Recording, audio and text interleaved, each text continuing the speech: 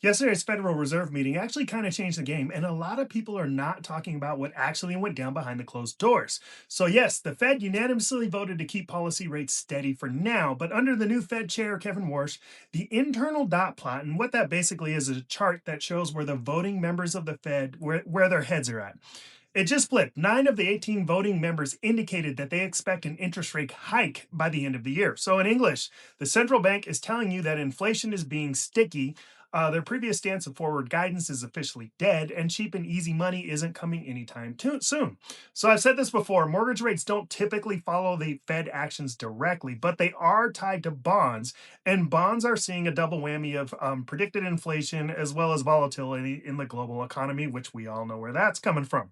What that means is rates are going to linger for a while yet in the ranges they're currently in, possibly even increasing by the end of the year. So, what do you do as a home buyer with this information? Couple of things. First, we want to work closely with your agent to maximize seller concessions. In this market, those are a lot more common. I do occasionally still run into a property where there's a bidding war, but it's not that often. Second, you want to take advantage of the opportunities that pop up. And what I mean by that is I'm wholesale to about 300 lenders, and just about every day I can find some sort of special or pricing incentive to pass on to my customers.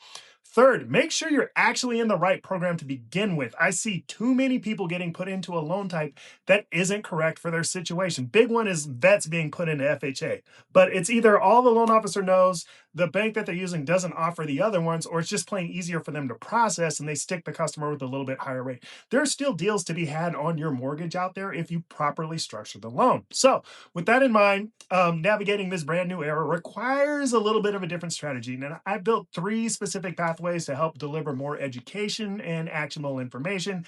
I do this via an email newsletter every Friday. These can be a little bit more technical than I will typically make a video for because nobody will watch those. But there's 3 different ones. First, if you're an investor or a data nerd who wants the raw data on the bond market and how it is affecting rates, how all that stuff works, slide into my DMs or comment with the word data and I'll put you on the Friday technical briefing. Second, if you're a future home buyer just mapping out a journey, a pathway to purchase, DM me with the word strategy to get the future home buyer newsletter.